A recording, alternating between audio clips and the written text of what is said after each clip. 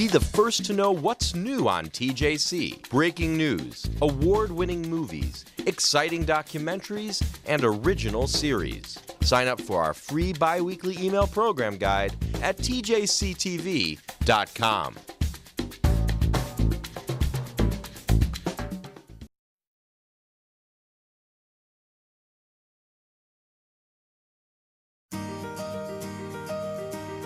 Welcome to the Salon. Coming up, debating the controversial legacy of Margaret Thatcher. Is an egalitarian section the right solution for women at the Western Wall? Just how big a deal was President Obama's comments about Kamala Harris's looks? And should the morning after pill be available to girls under age 17? It's all up for discussion at the Salon. Hello, I'm Jane Eisner, Editor-in-Chief of The Forward and Forward.com. And I'm Rachel Sklar, founder of Change the Ratio. Welcome to the Salon. Rachel, we have an awesome lineup of women. We always do, Jane. Again, we always do. This time we have with us Rabbi Jacqueline Koch Ellenson, who is director of the Women's Rabbinic Network. Dvora Meyers is a freelance writer, contributor to the Forward Sisterhood blog, and author of Heresy on the High Beam, Confessions of an Unbalanced Jewess.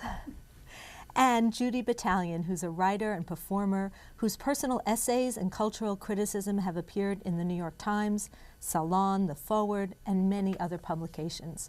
Welcome, ladies. We have a lot to talk about on this episode of the Salon. I'd like to start with something that has been in the news a lot and really important and confusing, I think, for many women in America. And that is the debate over what should happen at the Kotel, at the Western Wall, Judaism's holiest site. Tasked by the Prime Minister to come up with some kind of solution. Natan Sharansky, who's the head of the Jewish Agency for Israel, has put forward a plan to add a new section to the wall that would be for egalitarian prayer, where men and women could pray together. What do you think of this, Jackie? Does this really solve the gender equity problem there?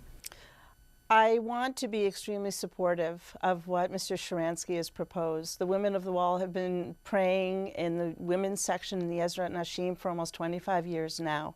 And what I love about Sharansky's proposal is that it affirms and validates the reality, the world reality and the Israeli reality, that there are many different ways of prayer and that there are many different varieties of Judaism. But I'm getting, I get a sense we that all you heard said, the but. Where's the but?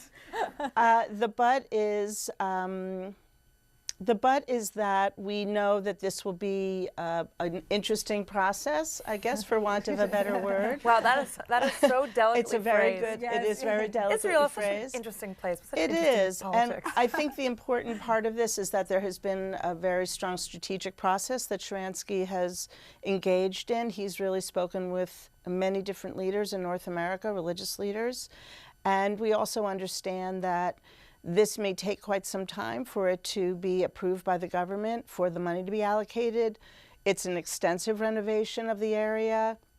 We know that all of these are issues. There are many different people who need to sign off and approve of it. But I also really believe that it's the first time that there is a proposal that truly does engage the curiosity and the creativity of the Jewish people as a whole. I feel very strongly that the wall needs to be looked at in a very different way, that it needs to be seen not as an ultra-Orthodox synagogue, but more as a site of religious significance for the entire Jewish people. Well, you know, it's interesting because I did a lot of reporting on this myself, and I've been struck by how much support it has garnered with all the obstacles that you so elegantly put forth right now. I mean, everyone from Anat Hoffman, the head of Women of the Wall, has given her support. I mean, she and I spoke about it, to Rabbi Rabinowitz, who oversees the ultra-Orthodox synagogue that is the Kotel now. So on the one hand, it's really heartening to see this kind of diverse support. On the other hand, I also am very worried that our hopes are going to be raised, and we're not going to really see this happen. But isn't that the cycle? You know, you aim high, there's a little bit of a fight, and you gradually inch towards change and progress? Well, I hope so. Have you felt uncomfortable being at the wall whenever you've been there? And I think that sometimes this is more of an American issue than an Israeli issue. Have you both been to Israel? I've been to Israel and I've been to the wall, but I was raised Orthodox, so when I went to the wall, what I encountered was what I encountered in my synagogue at home. So it didn't strike me as particularly odd that I couldn't, join a communal prayer, that I had to just, be quiet, that I was in the smaller, worse section, because that was what I was used to. How about you, Judy? I've been to Israel a number of times, and I remember one of my first times I was a teenager, and I was at the wall, and I was sitting I was not in the prayer area. I was sort of sitting in the area that is Like the plaza. The plaza, yes. exactly. And I was wearing shorts. And someone came up to me and was like, "You cover yourself, and this isn't a place, this isn't a beach, and this isn't," and I was very troubled by it. I wasn't actually at the prayer site, and they weren't particularly sexy shorts either in the 90s with the jean shorts and the whole thing. So it certainly had not been my intention to be immodest. So I found that was a number of years ago. And then going back, I always felt very uncomfortable. Like, oh, I hope I'm not offending anybody. So yes, I also feel very, and that again, that wasn't in that was really, I was behind on the steps on the area. So I think there's been a real. I think there's been a real evolution. I mean, in the many decades now that I've gone to Israel, I think the men's section has grown bigger, the women's section has grown smaller. The area that's considered to be the sort of sacred holy place has gotten bigger, and so therefore the requirements for dress and behavior And the policing, really, official and unofficial, of the area has also increased lately. I think it's actually very interesting what you say about it being, something that Americans react strongly to. I'm a Canadian, but for the purposes of this discussion, it's The obviously North Americans react. But I was really excited when I went to Israel, and I went 3 years ago, and I was so excited to go to the wall, and I was completely unprepared for how unpleasant an experience it would be. It stripped it of virtually all its spirituality for me. The jostling, the sort of hassling, the hostility around the experience. So Well, I think that really does detract from it. I want to pick up to something on what you said, Jackie, because I wrote about this as well. I really do think we have to reimagine this space, and this is not the first time we've done it. I mean, we went back into the archives and found these really cool pictures, which we published at the forward from 1910, in which men and women are praying together at this very narrow space of the wall. And it seems to me that part of what this is about is sort of saying, okay, time to reimagine it again. So we will see. Back to the United States now. It just seems once again that the Obamas, Barack and Michelle, have been in the news. As they are wont to be. That's true. It sort of comes with being in the White House, but perhaps not for reasons that they wanted to. The president was quoted as saying that the Attorney General of California was a very attractive woman, and the First Lady was quoted as saying that sometimes she feels like a single mom. Dvora, what is it with us and the Obamas? I mean, is it fair to hang on to their every word and analyze it and criticize it, or is that what comes with the territory? Well, I first of all think it comes with the territory. So I don't feel bad that they perhaps get scrutinized for the little mistakes they might make. And I think it's also fair to point out and use as big an example as you can, and you can't get bigger than the president, to point out that you probably should not introduce the Attorney General or a public official who's female and discuss her looks. And you probably wouldn't do it for a man. So, because, going back to Yvonne Brill in the New York Times, her obituary starts with how awesome a mom she is. And she was, in fact, a rocket scientist. Yes. So I do think it's important to point these instances out because people think that they're so benign. And yeah, they don't necessarily hurt anyone's feelings, but they speak to larger issues in the way that women are judged, the way they have been judged for the last 1,000 years. So you have to keep reminding people that this is not appropriate. You don't have to, crucify them for it, but you have to remind people and use them as an example. They take women out of the realm of accomplishment and achievement and puts them back into a category of being a supporting character for the rest of the men in the world and ornamental. And that's the issue for me. Well, he did say that she was good at her job and intelligent and talented as well. And for me, what's been very interesting about the response to this comment is I still think it just shows how difficult it is for us to really see women's brains and bodies together.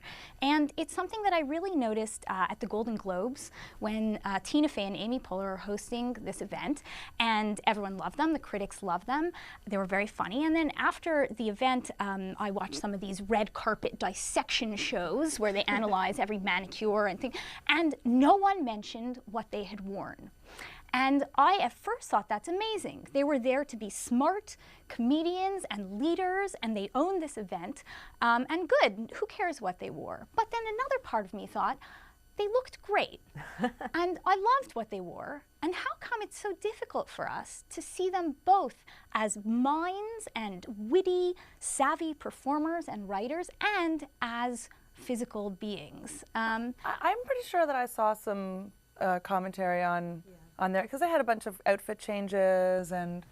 Okay, maybe I didn't watch extensively. Right. I did watch extensively. I just feel that you really have to cover all of the channels. No, Crest and Juliana. I just feel whoever. that in a professional setting, and I don't know whether I would use an award ceremony. I think you're right. It's good in an award ceremony. I think we're all very interested in the gowns and the makeup. But I feel that in a professional setting, when we are really working to show the best of ourselves as professionals, I'm not sure that we even necessarily want to be reminded exactly in that context how we're looking. We may take great pride in how we look. We may want to look good. We do want to look professional, but there's something different about another person reflecting it back to you and reminding you that, in fact, you're a woman and you look a certain way.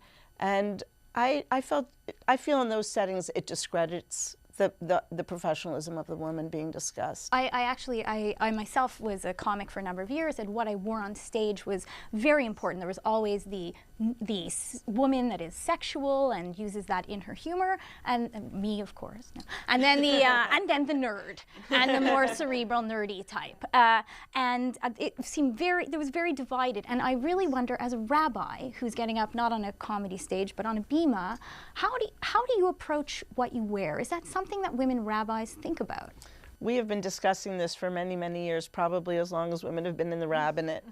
And I think that in the beginning, I think we all really wanted very strongly to be able to fit in, to blend in, just as many women did in the 70s and 80s with their little suits and their little bow ties. I think now we have a bit more of a comfort in dressing as we like to dress. I don't think there's a uniform anymore for rabbis, but of course there is the inclination in some synagogues and some settings to wear a robe in order to neutralize. And maybe that, I'm not convinced that that would do anything, but I think that there is that division, as you say, of wanting to be perceived professionally and as a human being, and not necessarily your gender. And yet, I'm very proud of being a woman, and I wouldn't want that to be forgotten in any conversation. And I have to say, one of the few benefits of growing older is you just sort of become less sensitive to it. At least I am. You know, I always looked young, and when I was younger, that was a problem because it was really hard for people to take me seriously.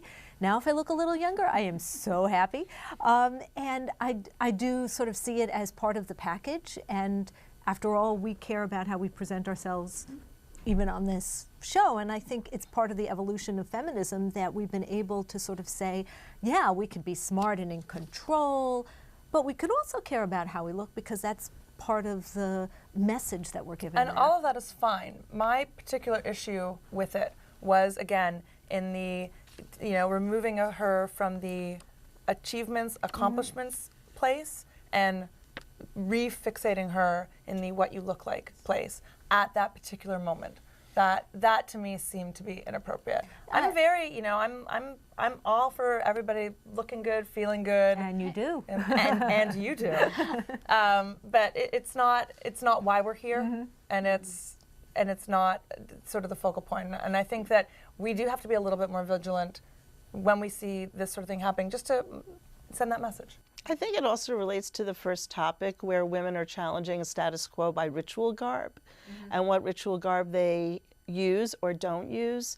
And what does it mean to come up against a very gendered expectation of how you should look and how you should be, and what does it mean to be professional, what does it mean to be an adult. And in a woman taking on a ritual leadership or religious leadership, it does challenge a lot of those very strongly held assumptions and very deeply ingrained ideas about how women should behave and how they should look. And I recognize that as part of this struggle, really the advancement of women, as you said, that we're able to embody all these different varieties and perhaps take pride in how we look, but also recognize that we come to it with enormous strength and capacity and a real desire to make an impact. And that's why we're there. What's interesting is that you went back to how women behave, and that is a subtext of this that actually comes back to your original point, Jane, about our focus on the Obamas as a family, because there's also the Obama daughters, and the president invokes them when he's talking about policy often, and he invoked his daughters when he was in his approach to Plan B, the Plan B step one, or one step rather, morning after pill, that in 2011, Kathleen Sebelius said was not, against the recommendations of the FDA, was not going to be available over the counter for girls under the age of 17. And the president invoked his daughters in that. So that goes very much to behavior and what's seen as appropriate. And that was recently overturned by a judge, saying that within 30 days it has to be made available because it was not a science-based decision, it was a policy and political decision. And I'm just curious, Judy, what you think about that. Yay. Just coming it all to you. Yay for the judge, or yay for Sebelius as the head of Health and Human Services for doing it in the first place? Yay, not for the first place, for the second place. Yay for the correction, and yay that the morning after pill will be available. I believe it's without parental consent to women 17 and under. I think. For me, there's a particular pragmatic issue with the morning after pill, which is timing. It's so critical. I think it's with each hour, it's less efficient as a contraceptive, and so I think that makes it necessary that it's available without consent. But it's interesting your choice of words. You said for women under 17. And as the mother of 3 daughters, I would not have called any of my girls women when they were 15 or 16. And yet biologically. Yeah, they are absolutely capable of becoming pregnant. Thank goodness none of them did at that age. I don't know all of what their lives were like, and I really don't want to know. But I do think that, I essentially agree with the judge, too. I do think it was politically driven. Let's remember it was the year before the election. But I also think that we have lost something here in the way we just expect that a 15-year-old will be like a 20-year-old. She's not necessarily as mature. It would be, in the best of all possible worlds, really wonderful if that girl were able to talk to her mother or father before doing something. But I mean, kind of going back to what you said about your own daughters, I felt like the president, when he invokes his daughters, he's kind of speaking like a parent who doesn't want to think of his children doing that. But they are. If not his children, then other people's children are behaving that way, and they might get pregnant. And yeah, so a 15-year-old is not a 20-year-old, but her reproductive organs work the same way. And do you really want a 15-year-old getting pregnant? I mean, I'd rather a 20-year-old getting pregnant really than a 15-year-old if he had to make a choice between the two. And if you can make a choice between taking a pill and having an invasive medical procedure, which is in itself very controversial and a lot of people don't like, well, you can just skip that step if you just do the easy thing. Yeah, I don't think you should make policy from the point of view of like, oh, I don't want to think of my kids actually doing that. Or a political issue where we know that a woman's access to reproductive health services is often under fire, and it's a very significant issue in our culture. It's a culture war in many ways. And ultimately, I think, I'll speak for myself, but I think there are many, many people who agree that controlling access to women, or I'll say older girls who are teenagers, or young women who are teenagers, ends up putting enormous amount of pressure on them to be responsible, and it forgets about the fact that often there is another partner. It is mostly the women's responsibility to take care of birth control. And so telling her, regardless of her age, that she cannot be an autonomous, responsible person, I think ends up being very destructive. She does need to be responsible for her health. I think we could probably do a better job in health education and sex education in our country. But also there's a class issue here too, right? Completely. Because as means and access and affluence increases, it's less of an issue. And also think about the fact that the Plan B is now going to be available in all these pharmacies and states where it's really hard to get an abortion. I think that really helps a lot of women. That's true, and there is a context here. I'd like to switch countries again and go over to Britain, to the UK. We have seen this enormous outpouring, positive and negative, over the death at age 87 of Margaret Thatcher, who was the longest-serving prime minister in a very long time, first woman. Somebody I was able to cover some when I was a foreign correspondent in London. Judy, you lived in London for 10 years? Almost 10 years. Almost 10 years. Now, this was post-Thatcher, but what do you make of this outpouring about her, this sort of incredible polarized response to her death from the people who thought she did an extraordinary job saving Great Britain. And the people who didn't. And the people who didn't, yes. So I lived in England for almost 10 years, and the reason I found out Margaret Thatcher had died was because I woke up in the morning and checked my email and my Twitter and my Facebook, and what was going on my Facebook feed was a lot of my British contacts and friends and colleagues were organizing parties and nights out at the pub, and I wasn't going to go out. Who's going to come to the pub? And I couldn't figure out what was the event that was going on. And it turned out Margaret Thatcher had died, and this is causing celebrations. I found this incredibly troubling. And my husband is British, pointed out to me a few days later that the number 3 song in the UK that week was Ding Dong, the Witch is Dead. Yes. There was some big dispute about whether the BBC it could be aired on the BBC. Be aired. Yeah. And I had to keep, I immediately kept asking myself, is this because she's a woman? Would a male politician's death, even someone who was very vilified, would people throw parties? Or, on the other hand, am I just feeling bad because I'm a woman and she was a woman too? So would I feel bad if it had been a man and they were throwing parties?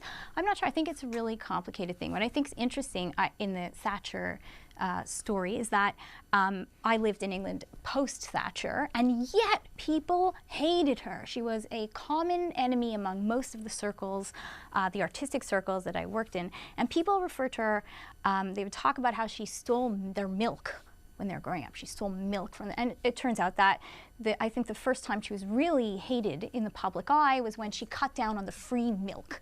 And I think that's very interesting because apparently that legislation had actually been going on before she was being held accountable for it. But the image of the woman or the mother stopping the milk is, I think, an image that stuck with people. Well, she was stopping the free milk. The free milk. The free milk. It's not like there wasn't milk available in the UK, but yes. You're absolutely right. I mean, the maternal imagery around her has been amazing. Yes. Well, or the lack of it, really. Well, just like the fact that's being constantly invoked. I've been very surprised. I guess I wasn't expecting. I'm not British and I haven't lived in London, but I've been really surprised at the outpouring. Everybody has a column about Margaret Thatcher, and so much of it, uses maternal imagery either to demonstrate what she wasn't able to provide, or at all. I mean, you just don't see that with men. It's so ironic, though, because in many ways, I mean, I also wrote about her, but pointed out that in fact she sort of seemed like the anti-feminist. I mean, she never aggressively tried to promote women's causes. There were hardly any women in the cabinet for all the many years that she served. She, was proud of the fact that after giving birth to twins, she went back to work right away. She really kind of, I think to some degree, represented the worst of that phase of feminism in which really just have to be tougher than the man to get ahead. But honestly, Jane, the first person who, I'm not even talking about breaking the glass ceiling, I'm just talking about getting into the door. It's a very, very big responsibility, and you have a lot of people to answer to, a lot of people who look at you as a mother, perhaps, who come to you with expectations, realistic and unrealistic expectations. And when we look at women in power, we want them to be speaking out on women's issues. And I think for most women, and I'm speaking particularly about women who I know, particularly those of us who are in this first stage of women who are ordained, you have to think about whether you're going, where are you going to identify? Are you going to be a rabbi who happens to be a woman, or a woman who is a rabbi? And there are a lot of expectations placed on you. We all were figuring this out. Now, Thatcher was an adult. And those are not placed on men, right? They a are man not can placed just on men. Be whatever he's going to be, and no one's like, this person has to represent all men. Well, I mean, if it's a black man. I was going to say that President Obama is in that situation of, you know, what is he going to do for the African American community, whereas a white guy in the White House doesn't have any particular... Nobody was wondering that about Mitt Romney. No. Yeah. No, but I want to say, though, that the reason that people have vilified Thatcher, and I think celebrating her death is insulting and distasteful and kind of icky, frankly. But I definitely understand, even though I can appreciate what she did to try to right the terrible economic situation that Britain was in, there was also a certain way in which there was a cruelty and a disregard for how these policies were going to affect ordinary people that I would hope a man or a woman might have taken into account. Of course. And it is entirely within, you know, it's not sexist to judge her based on that. Right. So just as we wrap up this wonderful conversation, International Salon. That's right. The globe-trotting Salonics. We're coming up to Shavuot, very much of a holiday that has, you know, this wonderful relationship between Ruth and Naomi. Mother's Day soon. I don't know. Any thoughts about mothers today? I mean, I have to say, today would have been my parents' 62nd wedding anniversary. And I'm thinking about them a lot today, especially my mom, but in a good way, wondering if anybody else has any thoughts to share. Well, I will say I come from a family with a lot of amazing, strong women. The woman who I often point to as my role model is my grandmother, Salma Koch, who was quite known and renowned as a woman who ran a very successful business on the Upper West Side of Manhattan, the Town Shop. She died at the age of 96. I didn't realize that was her. I bought pajamas there. I take a great deal of pride in the success that she developed after my grandfather's death. She always was my role model and always had enormous faith in me, understood that there was something important about going into Jewish leadership, and really promoted and encouraged me in every single way. And I have enormous love and respect for her. I know she had to work very hard and had to make compromises in her life, but she's really quite remarkable. I have enormous love. I miss her every day. Wow, that's sweet. Dvora, Judy? I would also have to speak about my mom, who thankfully is still around, but, you know, she raised me as a single mother, a public school teacher, sent us to private school, just basically sacrificed a lot of her own comforts. We never went on vacation or did anything like that because she just worked really hard on our behalf. So I just really admire her for that. That's wonderful. I have a one-year-old daughter, so I'm a new mom. Oh, congratulations. And expecting a very good Mother's Day gift. What this year has brought. So now, yeah. I think I was also thinking about my grandmother in particular, and who my daughter Zelda is named after. My grandmother was a very important part of raising me, and also a Holocaust survivor, and was someone who knew what she wanted and was determined and a fighter. And that is what I hoped my daughter would be. And as a toddler, she knows what she wants, and she's definitely a feisty fighter. And I hope that spark emerges and stays. Oh, that's lovely. And no disrespect to my own mother, who was awesome, but I'm going to take this out of the personal and into the general, and say that in my work as an advocate for women, I have been amazed over and over again at the way mothers as a group are attacked, casually dismissed, spoofed. You know, like just the category of moms is denigrated simultaneously while being lionized and put up on a pedestal. And so everyone just give moms a break. Like, they're doing everything that they're doing professionally, and they had to give birth. Seems like a big deal to me. Amen to that. Well, thank you so much for sharing your thoughts and your wisdom. I want to again thank our guests, Rabbi Jacqueline Koch Ellenson, Dvora Meyers, Judy Batalion, for everyone here at the Jewish Channel. We wish you a very happy Mother's Day and Father's Day when that time comes too. I'm Jane Eisner, and please continue the conversation on the Forward Sisterhood blog. And I'm Rachel Sklar. Happy Mother's Day.